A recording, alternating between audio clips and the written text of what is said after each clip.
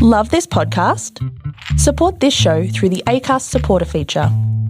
It's up to you how much you give, and there's no regular commitment.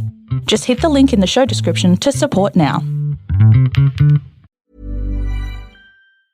At Carvana, we're in the business of driving you happy. And with the widest selection of used cars under $20,000, you're bound to find a car that'll put a smile on your face. Carvana gives you control by letting you customize your down and monthly payments. You can browse tens of thousands of cars online to find one within your budget, and you won't get surprised with any bogus fees. Visit Carvana.com or download the app to shop for a vehicle. Carvana, we'll drive you happy.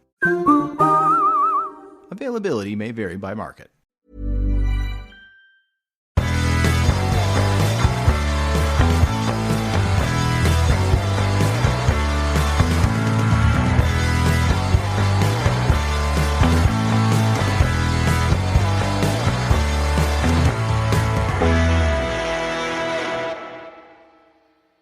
Hi everyone, and welcome to the Cognitive Recalibration Podcast. As always, I'm your host Sravan. We have our co-host Tarun here with us over in Hobart. Hey everyone. It's been we've taken a bit of a break. Half of it was sort of planned and the other half was unplanned. I ended up getting tonsillitis about a couple of weeks ago, so I might still sound a bit raspy. And Tarun's not so well at the moment. Yeah, not tonsillitis, but normal just a cold. normal cold. Just normal cold. You're not like dying like I was a couple of weeks ago. Yeah. So as a result, we haven't had the chance to watch Glass, and it's been over a month, so we thought... I don't think anyone cares about it anymore. So we just, maybe we'll watch it at some stage and we'll give you our thoughts on it, but we're not going to do a full-on review of it like we do with every other movie or every other superhero movie. I don't think people liked it that much. Yeah, I'm hearing mixed things. Like some people really liked it and some people really hated it. Well, especially like the second half of it, apparently. Yeah. But yeah, we'll watch it at some stage. I don't know when, but we'll watch it. But today we're going to be talking about two other movies that have recently come out. So they're new releases. So Alita Battle Angel and Lego Movie 2. Lego Movie 2 I haven't actually seen. Oh, you didn't watch it? No, I didn't get around to watching it. So we had two advanced screenings for both of these movies last weekend. I ended up going to Alita Battle Angel, and you ended up going to both. Yeah, I watched both. It was a long weekend, so I had a bit of time. I went to a 3D. I think your screening of Alita was also 3D. Yeah, it was 3D. Yeah. Yep. So yeah, we both saw Alita in 3D. But we'll talk about Lego Movie first. But before we do that, you might have seen some changes to our profile in terms of the logo that we're using now. So we've recently been collaborating with a designer. Well, when I say collaborating, we just told her what we want and she did everything. So we didn't actually do anything. But Rita Seuss, who's an artist based in Melbourne, she's a graphic designer and she designed a new logo for us as well as a new cover art. So hope you like it. We think it looks great, and thanks to Rita again for designing those for us. I wanted to start with Lego Movie 2 because you can do most of the talking to start off with. But before you give your thoughts on the movie, I have the usual background on it. So it was released February 8th in the United States, and for some reason we're getting it like a month and a half later. We're getting it towards the end of March, I think. Yeah, probably. So I don't know why. School holidays? Maybe. I thought school holidays were later than that, though. It's coming out March 22nd, so... Ah, okay.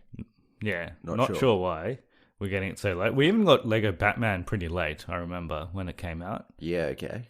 So for some reason we get the Lego movies later. It's directed by Mike Mitchell. His previous works, he's done mostly sort of children's animated sort of movies, but his first movie was Juice Bigelow, Male Gigolo. Oh, that's meant to be not great. Back in 1999. And then he did Surviving Christmas. I haven't seen I don't know what that movie is. No. He did Sky High. Oh, that's shit. It's so bad. Then he did Shrek Forever After, which is also one of the worst Shrek movies. He did Alvin and the Chipmunks, Chipwrecked. I don't know which one that is. It's is that probably not good. And then he did the SpongeBob movie, Sponge Out of Water. Oh, that's meant to be okay, actually. So that came out in 2015. I'm not sure how good that is. And then he did the movie Trolls in 2016. I think that's meant to be not great. Yeah, that's the one with Justin Timberlake. Yeah. And then he's done this movie. So Overall, you got to say that's pretty bad. we'll hear how this movie was. In terms of the producers, there were five producers, but two of them are Phil Lord and Chris Miller, who were the writers and directors of the first Lego movie, and they're also the writers of this movie. So they've obviously had a lot of creative control on this Lego franchise. It's obviously based off Lego, in case you're wondering, like the Lego toys. They call them Lego construction toys, which I didn't know. That's the actual name, Lego construction What toy. does Lego stand for? It's a good question. I don't know if it stands. I think it's just a name, maybe. Okay. I thought it But we standard should for probably something. research that. Because it starts with, they're all capitals. Yeah, but that might just be their logo. Okay. That's fair. Yeah, like they've just made it all capital. It's starring a variety of people, but the main characters are Chris Pratt and Elizabeth Banks. And I'm imagining, just like the first Lego movie and Lego Batman, there's going to be a lot of cameos from different people. Yep. Yeah, there's cameos. In terms of budget, it's a $99 million movie, and box office-wise, it's done $64.4 million so far. For comparison, the first Lego movie was actually a little bit cheaper to make, so it was between 60 and 65 million. And box office-wise, it did really well, so it did 469 million back in 2014. So it was a surprise success, I think, because not many people were expecting a Lego movie to be good, let alone do very well. Yeah. Development-wise, I don't have that much info, apart from I just picked out something that's related to Australia because it just stood out to me. But an Australian-based animation studio called Animal Logic was involved in producing not just this film, but the next two films after this one. So I think they do like CGI animation stuff. And the New South Wales government would also make financial contributions to all these films. What do you mean the next two films? Apparently there's going to be more after this. Oh, okay. Yeah. It might not be like this Lego, like it might be like a Lego Batman, that sort of. I think they're doing a Lego Batman too, aren't they? I don't know, actually. Yeah, so like those Lego spin-offs, like Ninjago, those sort of, I think they're doing more of them. Story-wise, I obviously haven't seen it, so what was the story? Did you watch the first one? I watched about 40 minutes of it. Okay, did you like it? It's funny, but I can see how it can get annoying for some people. It's definitely not for everyone, the style of humor. How would you describe the style of humor?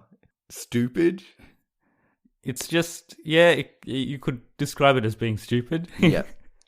For some people, it's kind of... It's like 21 Jump Street for kids. Yeah. Yeah. That's how I would describe it, yeah. And there's just a lot of just random stuff. It's quick-paced, it's fast. Yeah, so you can easily miss a lot of jokes. Like there was this part in the first one how they're escaping on the freeway.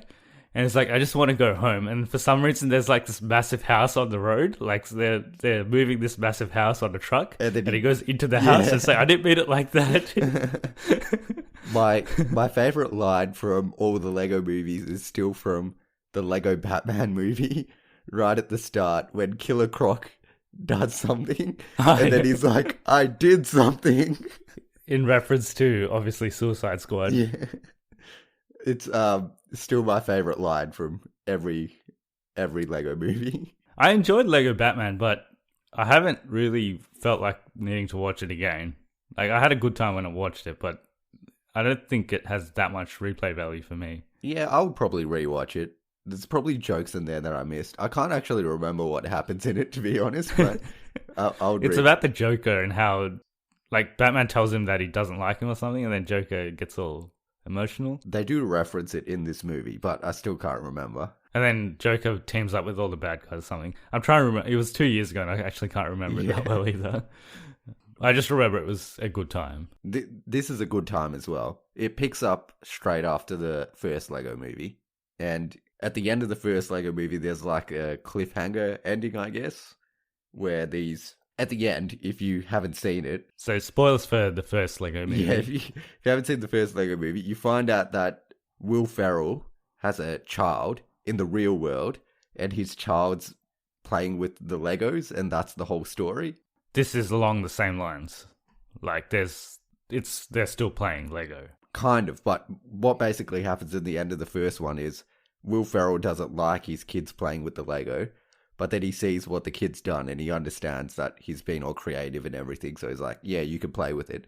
But then the cliffhanger is, he's like, since you can now play with it, your sister can come play as well. So that's a cliffhanger. And he doesn't like his sister or something. Kind of, yeah. So it's a bit of a sibling rivalry sort of situation. So in this movie, the sister is... Are they older in this movie? No, same age. Oh, okay. Yep, so they're like, I don't know, the kid looks like 12 and the sister's like 8 or something. Yeah. Or something like that. But yeah, the sister is kind of playing with the Legos, and she has some different Legos, and the son's playing with some of them as well. But the whole point of it is, at the end of the first one, the sister creates these Legos, and they're weird and different, and then they start destroying everything, so then it becomes like a post-apocalyptic wasteland. It's kind of like Mad Max at the start of it. And yeah, there's some funny stuff that happens, but basically all of the main characters, except Chris Pratt's character, get kidnapped by the sister, and then Chris Pratt is going to save them, which is the whole gist of the movie. So the basic moral of the story is parents should buy their kids Lego. That was the moral of the first movie. And then this is probably, you should share your Lego with your siblings. Yeah, but that's actually what the moral is. At the end, they're like, it's all about sharing and stuff. The mum is in this one. So the mum is, what's her name? I think her name's Mila. Mila something. Kunis. No. She's in like Bridesmaids. Bridesmaids. The main one? No, not the main one. Maya Rudolph. I don't know who that is. I probably do, but I don't know her by the name. If you saw her, you would know who she is. Yeah. Yeah, okay. So she's the mum, and the kids keep fighting over the Legos, and she's like, if you keep fighting over the Legos, we'll put them away. So, yeah. It's kind of like Toy Story, except with Legos. So what were your thoughts on it? Positives, negatives? It's pretty similar to the first one in terms of the humor. There's, at the very start, the Justice League goes off to fight the Legos that the sister's making, and Aquaman's in it, and he just keeps saying "my man." He like jumps into the Quinjet. He's like, "my man," and then they're like, "Let's go." Is he go. like Jason Momoa Aquaman or the traditional Aquaman? Jason Momoa. Oh, okay. So he's got the beard and everything. Yeah, that was funny. But yeah, it's got like a lot of pop culture references and stuff like that. So if you like that stuff, you'll really enjoy it. It's pretty funny. It's not as good as the first one, I don't think, but very similar humor to the first one. So if you don't like the first one, you're not going to like this one. But if you like the first one, you'll probably like this one. There's lots of songs in it.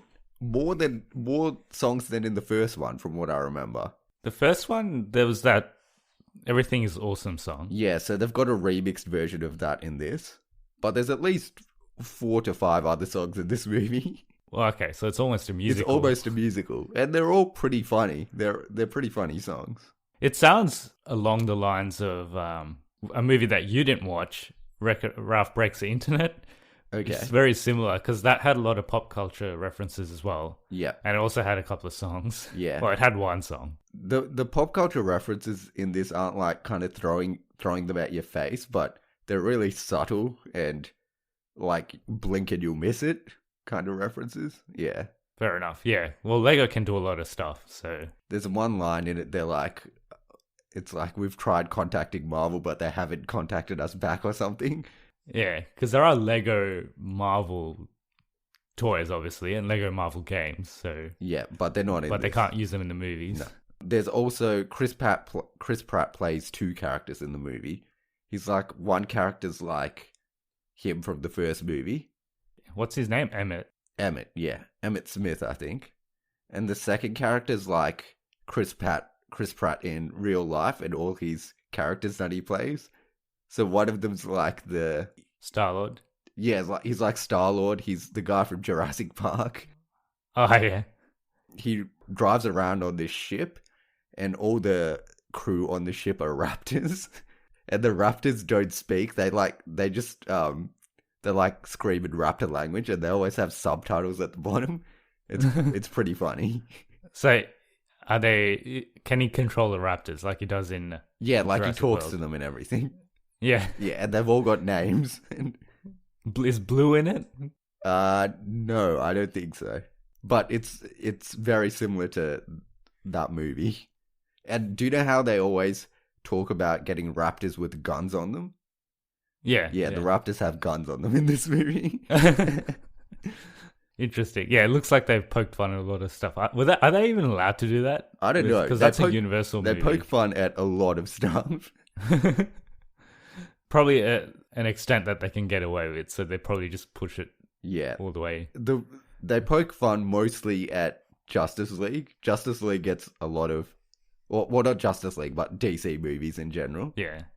And well, they probably deserve it. And they own them anyway, so they can do whatever they want. Yeah. It's got a very distinct animation style, kind of like... The stop-start. Yeah, the stop-start. It's like the Legos moving.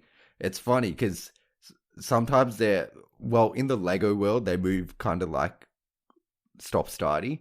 But in the normal world, if they don't have Legos underneath them, they move like they're on a string, and it's like if you held a Lego and tried to like move with it, that's how it would look.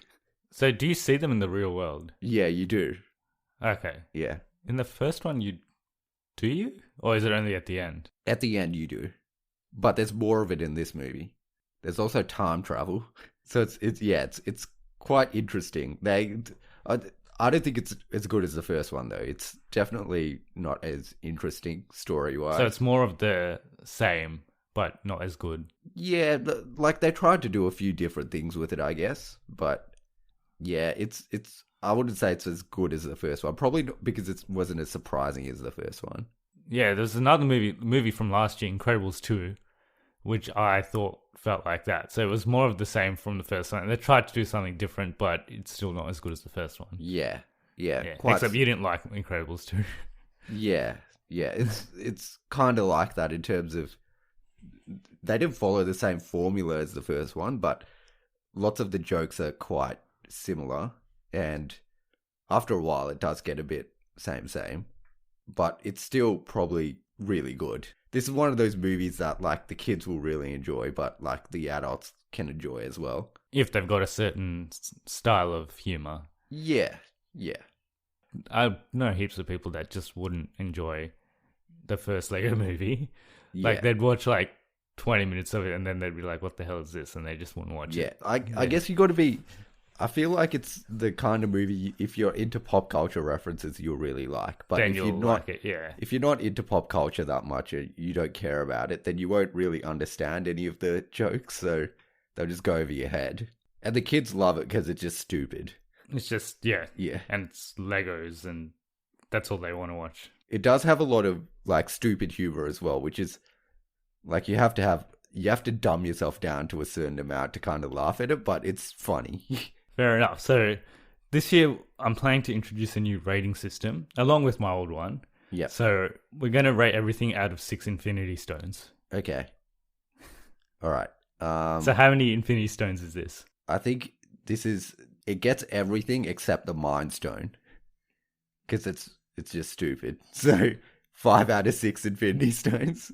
So you don't need the Mind Stone to watch this. You don't need the Mind Stone to watch this, but you need all the other stones. So it's a 5 out of 6. 5 out of 6. You need the Time Stone because it's got time travel. You need the Soul Stone because it has a lot of soul in the movie. It's got a bit of heart. Yeah, okay. It's got lots of power. Fair enough. Yeah. Yep. Because of all the action. Does it have reality? Reality Doesn't sound like it does. Look, it's got more reality than the first one, so it's got reality. Okay. Yeah. Yeah. What's the other stone? Have we gone through all of them? Soul. Reality is the one in Thor: The Dark World. Yeah. The ether.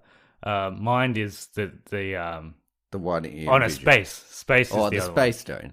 Yeah. Yeah, Space. it's got lots of space in it actually. So yeah, Yeah, Space Stone as Oh, well. so they go to space. All right. Yeah, so space 5 out is of a 6 tick. Infinity Stones. 5 out of 6. All right. Yeah. So it just doesn't have the mind. It's all right. It basically doesn't have vision, so that's not a big deal. Yeah, it doesn't have vision, and yeah, it doesn't have much of the. You don't need to use your brain for it, so yeah.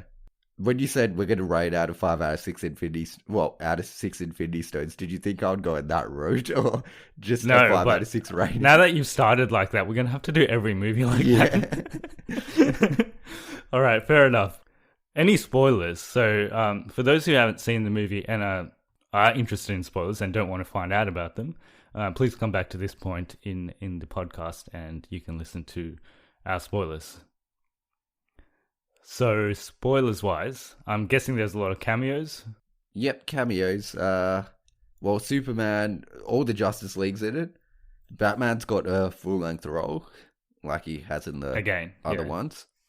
Even in the first one, he's got a full length in that one as well. Who else is in this movie? It's got most of the returning characters from the first movie. So it's got the space dude. It's got the kitty cat. It's got the pirate dude. Okay. Does it have Voldemort? It didn't have Voldemort. To be honest, I can't remember. It might have had Voldemort. There's this part, it has Gandalf in it. Oh, okay. And it's like that part when Gandalf falls off the ledge in, is it Fellowship? Run, you fools. Or fly, you fools. Yeah, that part. Yeah. It's got that part. Does he say that? Yeah, he does. Or like a variation of that. It's got Green Lantern as well. Hal Jordan or... Hal Jordan. It's got 3 different Wonder Woman. Oh, okay. So Gal Gadot's one of them? No. I think they're all someone else. But one of them's like a fat Wonder Woman. Not fat, but she's really big. And then one of them's like the 60s version, and one of them's like the newer version. Like I said before, Maya Rudolph is the mum. It's got Will Ferrell's Lego character from the first movie. He's in it briefly. Not Will Ferrell, actually, but just the Lego character. I was just thinking, these kids must be, or their parents must be pretty wealthy if they've got so many Legos. Yeah. Because they've got the whole Justice League. They've got pretty much every Lego you could think of. They've got everything. Yeah. Except the Marvel Legos. That's where they draw the line. That's where their parents are like, nah, you're not getting those. I can't actually remember most of the other cameos. I'm sure there's tons. There's lots of cameos. But because it's so fast-paced, it's kind of like blink and you'll miss it. Was your advanced screening in 3D or 2D? No, it was in 2D. Yeah, I'm not sure if this is out in 3D, actually.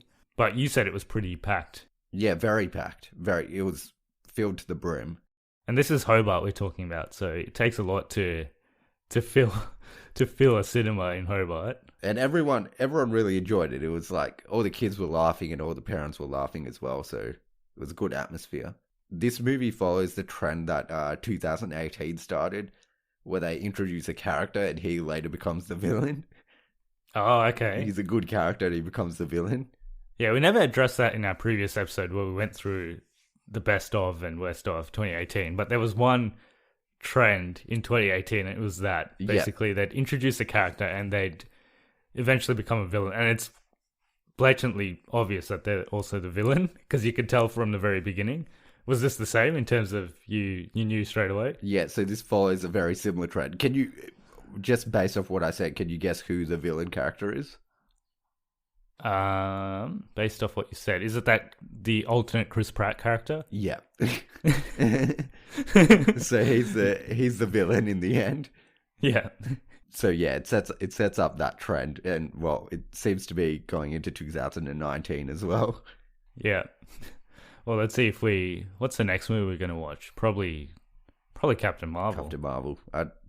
Well, it looks like Jude Law's gonna be a villain. Yeah, they might introduce him as a good guy, and he looks like a villain, so yeah. It's pretty obvious that he's a villain, but anyway. Yeah. So, potential sequels for this, any hints at that? Oh, look, it wasn't too much into kind of sequel bait territory. Like, at the end, it's just the two kids playing with each other. So, there's no obvious sequels that they've set up or anything like that, from memory. I did watch this a week ago, so I may have forgot, but yeah. I couldn't remember any. There's no post-credit scene or anything like that, so there wasn't any sequel set up. But I can see them still doing more movies because Yeah, they'll probably do other spin-off movies. And all right, that is Lego Movie 2.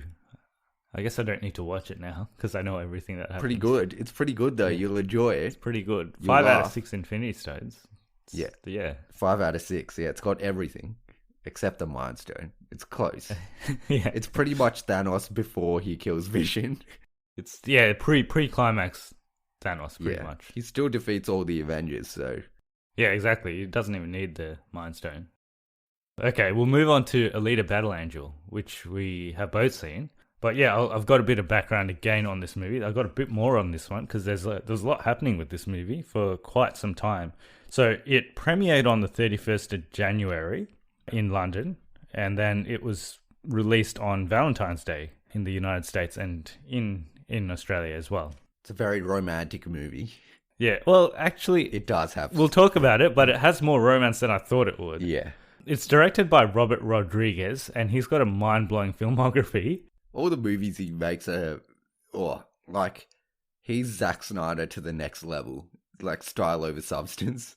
Well, that's his recent movies, but do you know the other movies that he's made? So, early on in his career, it was mostly like Mexican-based action films. So he did like Desperado in 1995. Yep. And then he switched into basically kids movies. So Do you do Spy Kids? yeah, so he did all the Spy Kids movies. Yeah. I thought he did. So he did 1, 2, 3, and 4 Spy Kids movies, and in between he did a few more Mexican movies. So he did Once Upon a Time in Mexico, and then he did Sin City, which is what you're talking about in terms of stylized. But even Spy Kids is, like, extremely stylized. Is it? Yeah, it is. Like, it's kids and stupid stylized, but it is. Fair enough, yeah. And in 2013 he did Machete Kills. Which is extremely stylized as well. Yeah. So he did both the Machete movies, and then 2014 he did the second Sin City, Dame to Kill 4. That was co-directed by Frank Miller, as was the first Sin City. But yeah, he's got a very diverse, you can say, filmography. But he was selected by James Cameron to direct this movie. I'll talk about that in a second, but it's produced by James Cameron himself, who has recently sort of rubbed comic book movie fans up the wrong side in terms of saying that he hopes that Avengers fatigue will set in soon, and how he didn't like Wonder Woman or something. So he's been saying stuff like that. But all that being said, he still makes good movies, so I guess you can't fault him.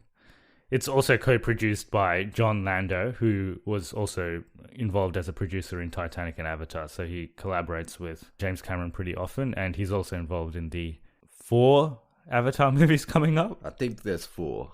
Like 5 overall. The screenplay is by James Cameron as well, and Alita Battle. I might have mispronounced that, but she was the writer for Shutter Island and also the creator of Altered Carbon, the Netflix series, which is also a cyberpunk sort of style. Yeah, it's kind of similar to this movie, actually. The source material is actually based off a Japanese manga series, which was written between December 1990 and April 1995. And there were also 2 video animation episodes that were released in 1993 in Japan. So it's based off the... it's called Gundam, Gunnm. I think that's how you pronounce it. Gundam. It's written by Yukito Kishiro, and they've based basically a couple of runs of this comic in this movie. So it's not like the first run, because the motorball stuff was later in the comic, but it's a lot. It features. You could a lot tell in that they kind of put a bunch of stories together. It's not just one. Yeah. It's starring Rosa Salazar as the title character, and Christoph Waltz is in it, Jennifer Connelly's in it, and Mahershala Ali's in it. This movie is the weirdest movie in terms of casting, because literally in every role they try and cast, like even the most minor roles, they try and cast a big actor. Pretty much, yeah. So in terms of budget, it's a pretty big budget movie, and you see it on the screen. It looks really good. It's one of the best looking movies that I've seen in a while, actually. It's a $170 million movie, and box office wise, it Doesn't sound great so far, but it's only done 44 million. But it's going to release in China soon and Japan soon, so Japan and China will probably enjoy it. I'm guessing Japan will enjoy it unless it's completely... I haven't read the manga, or I don't know anything about the source material, so maybe it looks like it is close to what the source material is like, but maybe the Japanese will have a better opinion of it. Yeah. So they might not like it if it's not like the source material. So development-wise, so the manga series was originally brought to the attention of James Cameron by another director, Guillermo del Toro. So he showed him this stuff, and then Cameron was pretty interested in making a movie out of it. So back in 2000, June 2000, a domain name battleangelelita.com was registered by James Cameron. So back then he had the idea of doing it, and then in 2003 he did confirm that he was going to make a... It's in the comics. It's actually Battle Angel Alita, not Alita Battle Angel. Yeah. But I think they've named it that way because they can change it in the next one. So it'll be like Alita something else, like Battle Fallen Angel or something. Battle Motorball Champion. That's going to be the official title. It was originally scheduled to be his next production after he finished producing the TV series Dark Angel, which was also loosely based off this comic. Okay. So Dark Angel's with Jessica Alba. I haven't seen it before. Is it currently running? No, 2002, so it's pretty old. Oh, okay. Yeah. But then in 2005, so basically the filming was delayed while Cameron was developing an unknown project known as Project 880. Which is Avatar. Which is now, we know it as Avatar. And then in 2006, he commented that Battle Angel was the second of the two planned film trilogies that he was developing. So one of them being Avatar. Yeah. But now all he does is Avatar. So he has to outsource everything else. Post the release of Avatar, he did comment that he had a script ready for Battle Angel. And then in 2010, the other producer, John Lando, said that they were trying to convince Cameron to change the film's title to Alita Battle Angel so that can do more sequels. And then in 2010, Cameron said that it was still on his radar, but he didn't know when he would make it because he was still doing Avatar stuff. And he's still doing Avatar stuff. He didn't want to abandon the film, but he also wanted to direct the film because he didn't trust anyone else to make it. But then they eventually convinced him that he should probably let someone else direct it because he's going to be doing Avatar for the rest of his life. Yep. And then they found Robert Rodriguez, and he looked at the script that James Cameron wrote and he made some changes to it, and James Cameron was pretty happy with it. So he agreed to produce it, and Landau was back on board to produce it as well. And he had to... So the screenplay that James Cameron wrote was 186 pages, and he had 600 pages of notes as well. And he asked Rodriguez to put it all together, and he was pretty satisfied. Cameron also wanted to use the technologies that they used in Avatar for this movie, particularly for the character of Alita, because she's all CGI. Zendaya was apparently... Well, she auditioned for the role of Alita, but in the end they ended up giving it to Rosa Salazar. Shooting began in 2016, October, and it concluded in February 2017. So they didn't shoot for that long, but post-production would have been very long. A lot of this movie's budget. There's probably not one shot in this movie that doesn't have CGI. CGI, yeah. It's very CGI heavy. Story-wise, so... Well, I've just talked for the last 5 minutes, so what was the story? The story is there's this... it's kind of like this futuristic world, I guess. Yeah, it's in like 2225 or something. Yeah, but it's kind of like post-apocalyptic future, and it's after... There's a war with Earth and Mars, I think. Is that right? There was some war. I don't know who it was between, but there was a war. Yeah, there was a war, and everyone used to live in these floating cities in the sky. But then after the war, all the floating cities got destroyed except one of them, and everyone lives... Well, some people live in the floating city. So the wealthy people live in the floating city, and everyone else lives on the ground. On the normal ground, which they say is kind of a slum, but it's not actually that bad. It's not the worst. It's not the worst. And everyone has like cybernetic enhancements, I guess. Well, most people. Well, there's a lot of cyborgs, so I think they live together with cyborgs. Yeah, and some humans are like Half cyborg. no. None of them are cyborgs. They're all humans with like enhancements. Are they? Well, Yeah. isn't Alita full cyborg? No, she's got like a human brain. Oh, okay. So they're all kind of, hybrids. Hybrids, yeah. But Christoph Waltz is full human. Yeah, but Christoph Waltz's character is like a guy that makes the cyborgs, I guess, or makes the enhancements. And he finds a leader in like a dump or something, and he rebuilds her, and you think she's just a normal person, but then stuff happens and she's not that normal. Yeah, she's got amnesia, so she can't remember what her previous life was. But she's obviously got some crazy skills and abilities that she can't explain, but she seems to have them. And yeah, that makes up most of the movie. So it's kind of a story of discovering who she is, as well as kind of doing stuff on the ground city. Like stuff's not quite right there, and she's kind of making it right. It's a bit, I would say the story is a bit all over the place sometimes. Yeah, I think we did do a great job of explaining it, but when you watch it, it does kind of make sense. I guess we could move on to the positives and negatives. Yep. My positives, I think the visuals were really, really good. And surprisingly, the 3D was quite good. I think it actually adds to the experience. I just don't like 3D. When you watch 3D, the foreground looks okay, but in the background, everything becomes fuzzy, especially when it's moving. I didn't notice it as much in this movie. Yeah, like, it wasn't that... I don't think it was that bad. Like, if you like 3D, this is probably pretty good 3D, but I still don't like 3D overall. I think the picture quality just takes a bit of a hit, and it just doesn't look as clear. Fair enough, yeah. But I thought it was good, maybe because most of the movie was already CG, so it was easier to make it into 3D, maybe? Yeah, but I think it probably would have looked even better watching it in 2D. In 2D, yeah. The other thing was the action sequences are quite good.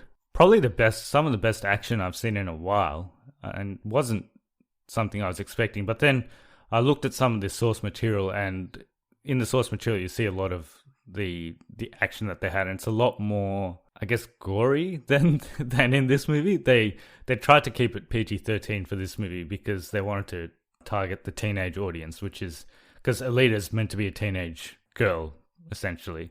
It's a bit YA, isn't it? Yeah, so I can see they tried to target a certain demographic, so they couldn't make it completely violent like the source material is. So they kept it a little bit toned down, but it's not for kids, that's for sure. In terms of the action and the violence, there's a lot of like robots being cut in half as opposed to humans, but they're humans, and they get cut in half. Yeah. They're human there robots. Are actually, yeah. Yeah.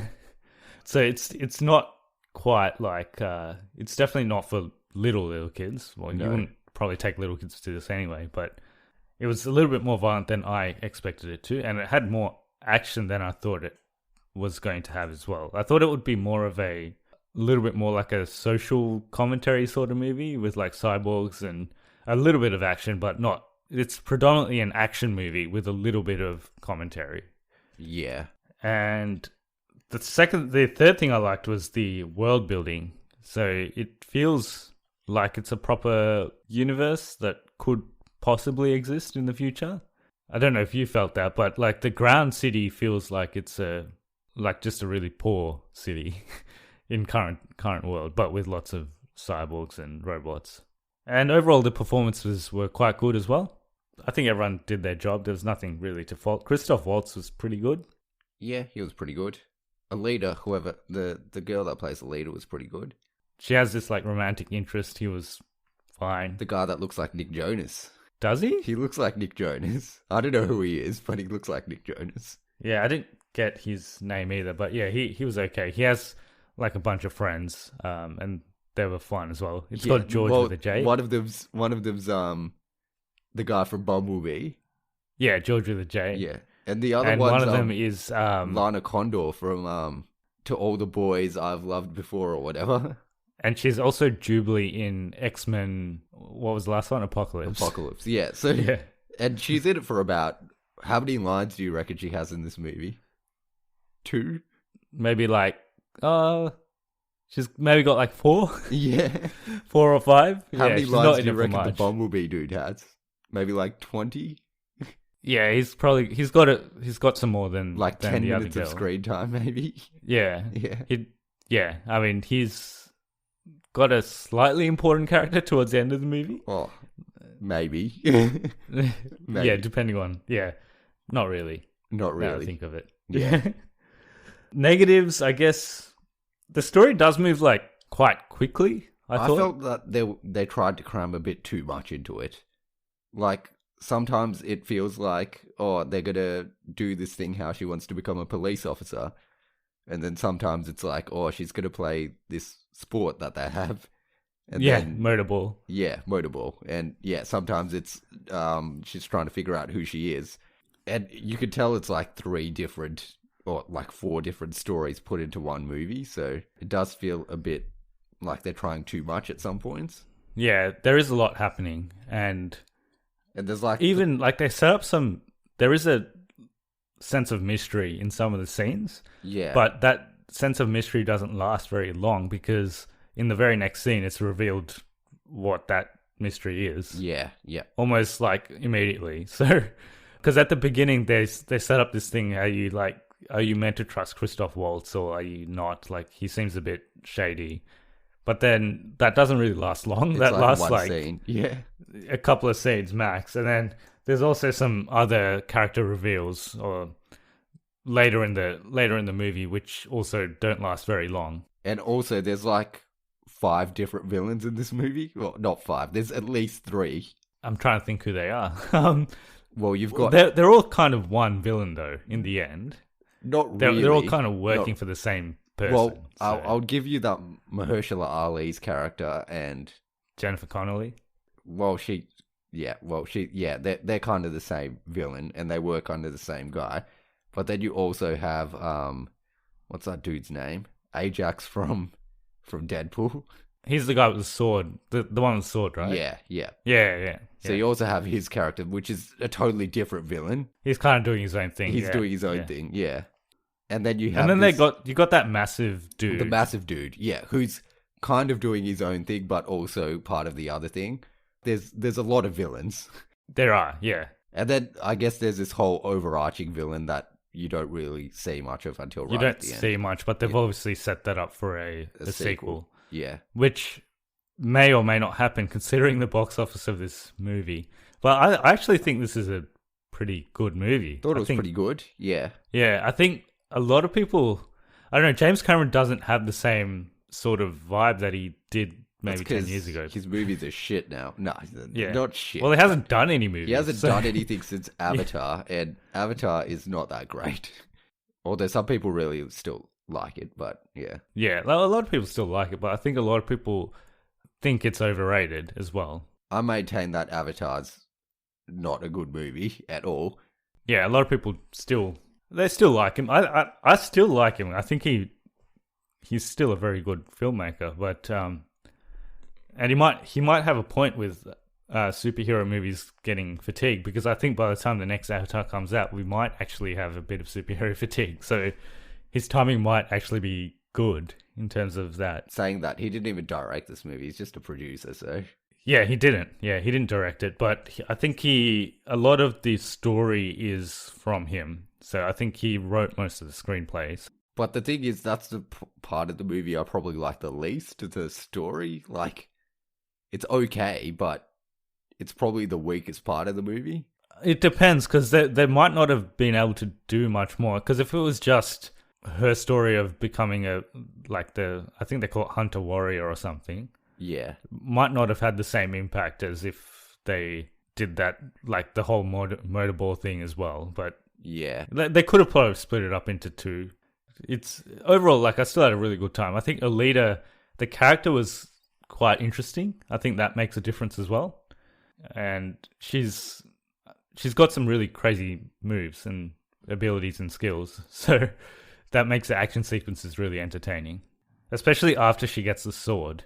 Yeah, my favourite one's actually before she gets the sword. There's this really good action sequence. Pre-motorball? Pre-motorball.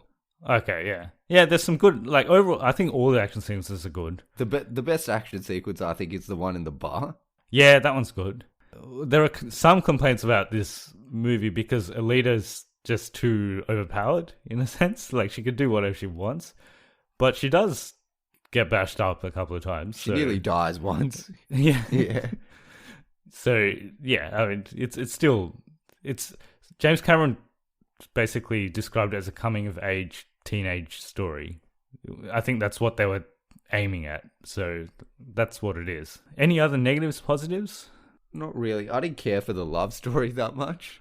Yeah, that was the other negative I had. It was a little bit... It felt over the top. And I think it was a bit too... It wasn't very believable, because it happened very quickly. Yeah, like, I don't know how the passage of time goes in this movie, but it feels like the whole thing goes over like 3 or 4 days. Yeah. And it feels pretty unbelievable that this happened in 3 or 4 days. Especially the love story part. Well, there is a time jump towards the end of the movie, which is quite evident. But yeah. Before that, I think everything happens in max a week. Like, it doesn't feel like it's been that long. But yeah, the romance I didn't really... Like, it's fair enough. Like, I can see people liking that aspect of it too. Like, certain audiences will like it.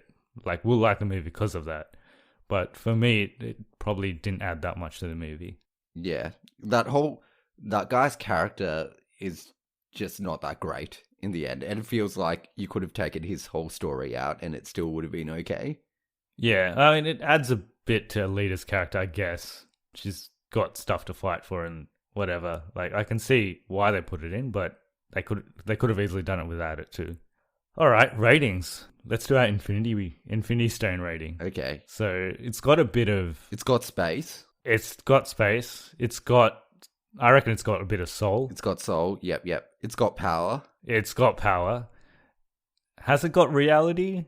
Not really. That's the one thing it's not really got at all, reality. Yeah. Because everything's CGI. Time? No, I don't think it really has time either. Yeah, well, it's set in the future, but not really. Not really, no. Well, well, like we just said before, it seems to happen very quickly, so there's a bit of a disrespect for time in a sense, so maybe it misses out on the time. Does it have the Mind Stone? It does. Maybe it's got half a Mind Stone. Because I don't think you can completely switch your mind off to watch this movie. Yeah, okay, we'll give it half a Mind Stone. It definitely doesn't have the full Mind Stone, I reckon, but... So what's that? Is that 3.5? 3.5. Yeah, 3.5 out of 6 Infinity Stones. Yeah, I think that's fair. Yeah. You need some mind to watch it. Yeah, so, yeah. I think that's it's fair. definitely it's got the power, that's for sure. Yeah. That's one thing it has. And it has soul, which I wasn't expecting it to have. Yep. And it definitely has space. And yeah, it's definitely got space. Yeah. This rating system is going to fall apart when we watch like a romantic comedy. Yeah. It's like... Because they lack in pretty much everything. Yeah, it's just the Soul Stone. It's just one. And that's if it's a good romantic comedy. Some of them don't even have that. Yeah. Well, I think it's still a fair rating system. So this gets a 3.5 out of 6 Infinity Stones. We'll talk some spoilers very quickly. So you were talking, you were telling me that there's 2 cameos. I figured out, well, one of them is Edward Norton, who ends up being the big sort of villain. Well, you figured it out. I told you. Yeah, well, I knew he was in it. I mean, I didn't know he was Edward Norton, but I knew there was this guy because they show you at the end. He kind of looked like James Cameron. Initially, I'm like, is that James Cameron? Is he in this movie? He's starting to act now? Yeah, well, with the glasses on, and he's got this long white hair that's slicked back, and I'm like, that's James Cameron. Yeah, well, I've seen the source material, like how that villain looks in the comics, and he looks like that. Like, he's got the hair slicked back and it's white hair, and then he's got these weird glasses where you can see like further or something. They're like binoculars. Yeah. So I think that character art is very similar to what it is in the comic, and even Alita, I think she's pretty similar. He takes off the glasses and you realize he's Edward Norton. Actually, I didn't realize he was Edward Norton because I still couldn't tell who he was. But I realized straight away. yeah. And there's another cameo, which I eventually figured out who it was. Did you figure it out? Yeah, because he's in it for like all of literally 3 like seconds. 10 seconds. Yeah. But is it Sam Worthington? That's his name, right? No, it's Jay Courtney.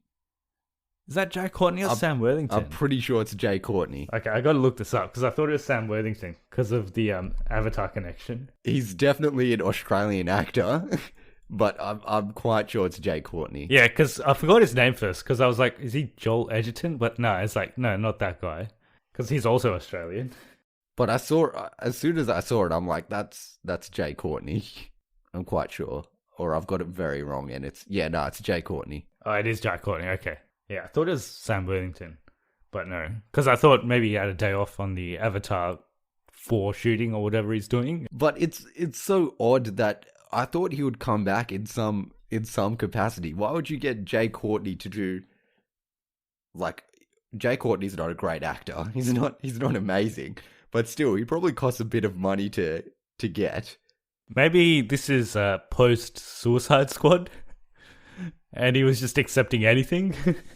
But he has one line maybe, where he's not saying anything, but yeah, and he's in it for 3 seconds, 4 seconds.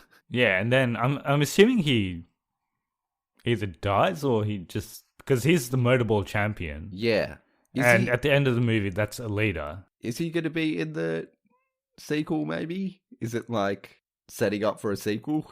Maybe, yeah. But I wouldn't think there'd be too much motorball in the next one, unless it's all motorball. Yeah, I don't know. Maybe the next one's just all motorball.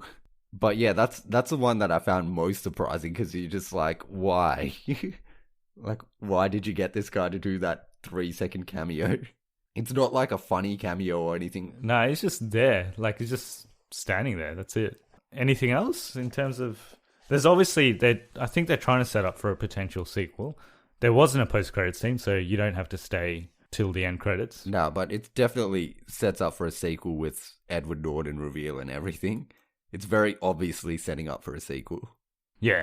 And there's obviously, like, other story elements that are still not yet finised. The other person that is in it for not that long is Michelle Rodriguez. Is she in it? She's the do you know the commander in her flashbacks that she keeps seeing? Oh, okay. That's Michelle Rodriguez. That's definitely an Avatar cross collaboration because she's in Avatar. They just got her across one day. It's like, just do this voiceover for a little bit. Apparently, a lot of the because they weren't shooting Avatar 2 for a while, so they got a lot of the technicians and stuff to work on this movie. Ah, okay. A lot of the CGI and stuff. But in every single role of this movie, they try and cast someone that is a well-known actor, basically. Yeah. Except for the title role, because I haven't heard of her before. Oh, I think she's pretty well-known-ish. The thing is, you don't know who she is anyway. Because you can't see her.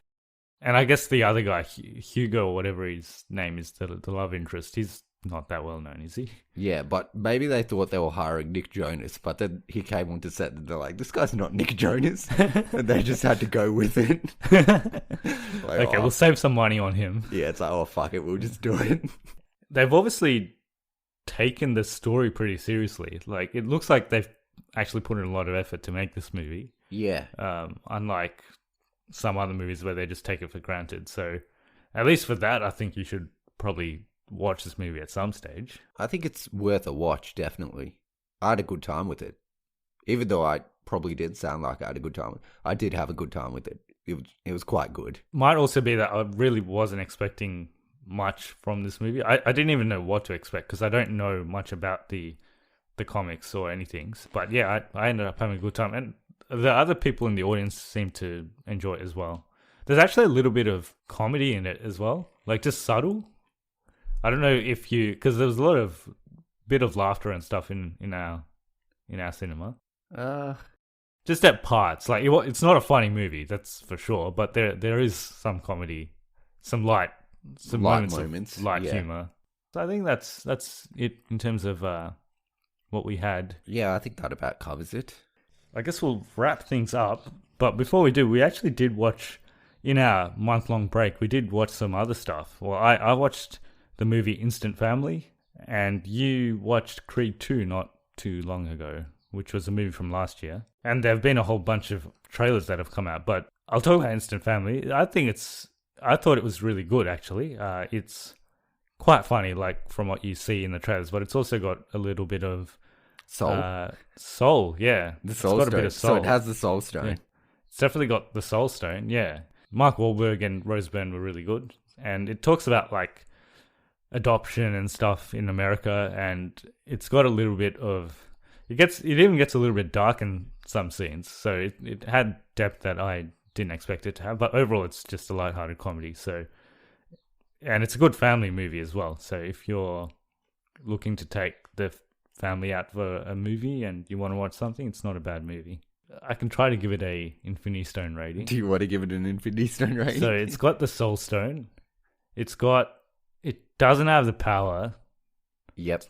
It's got no power in it, so there's no real action or anything. It's got a little bit of the Mind Stone, maybe half a Mind Stone again. I'd say it's got probably reality. Yeah, it's got a reality. Yeah. Yeah, it's got reality. It doesn't have space. I'd be surprised if it had space. So it's probably missing the space, the power, and the time. Time stone. Yeah, I'd give it 3 out of 6. But that being said, it's still a pretty good movie. Yeah, 3 out of 6. That's pretty good for that movie. And you watched Creed 2, so what did you think of it? Creed 2. I thought it was pretty good. It's probably a bit more campy than the first Creed. The first Creed's a lot more like this is serious as well, but this has a bit more fun with it, with the boxing, I guess. And if you haven't heard about it, it's like the follow on to Rocky 4, where Ivan Drago kills Apollo Creed, and then Rocky beats him. But basically, Ivan Drago's son is in this movie, and Ivan Drago's in it as well, and he challenges Creed, who's Adonis Creed, who is Apollo Creed's son, to a boxing match. So it's quite good. The guy that plays Victor Drago, he's massive. He's one of the biggest guys I've ever seen. Apparently, he's a real boxer that they hired. Yeah, I heard it was an actual boxer. Yeah, he's a real boxer that they hired. He's pretty good at acting as well. So yeah, but if you think Michael B. Jordan's big, he makes him look like a toothpick. Yeah. So yeah, it was really good. The boxing's probably the highlight of it because it's really heavy punches, and yeah, it's realistic and quite good. So, Infinity Stone rating. Do you want me to do the Infinity Stones? Yeah. I would guess it's got a power stone. Power, yeah, power, definitely power. Both of them. There's lots of workout scenes if you want some motivation, and they're both basically as ripped as you can get. So yeah, Power Stone. Reality Stone's there as well. Definitely has the Soul Stone. It continues on from Creed 1 having kind of deep character moments. Or the other one. Space Stone, probably not. Time Stone, it has a time jump in it, and it does kind of follow time quite well. I think it's definitely got the Time Stone. So it's probably missing the space and half a Mind Stone, I reckon. Well, like, it's still very thoughtful, but I guess for the boxing scenes, you could turn off a little bit. Yeah. So it's a 4.5. 4.5, I reckon. Yeah. Out of 6. Okay. Yeah. That's pretty good. Well, it was always going to miss out on the Space Stone, so... Yeah, it was always going to miss out on the Space Stone, unfortunately. But yeah, it's I would say it's definitely worth a watch, especially if you like the first Creed. If you like Michael B. Jordan and Sly Stallone, then you'll like this. Okay, yeah. I still haven't even seen the first one, so I should watch both of them. Yeah. They're both... This is probably... I actually like this one better than the first one, but I can see people liking the first one better.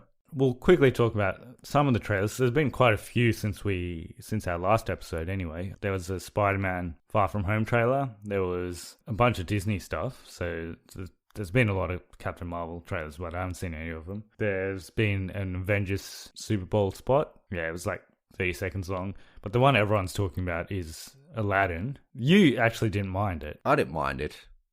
I don't know, but everyone seems to hate it though. Yeah, it just doesn't look right.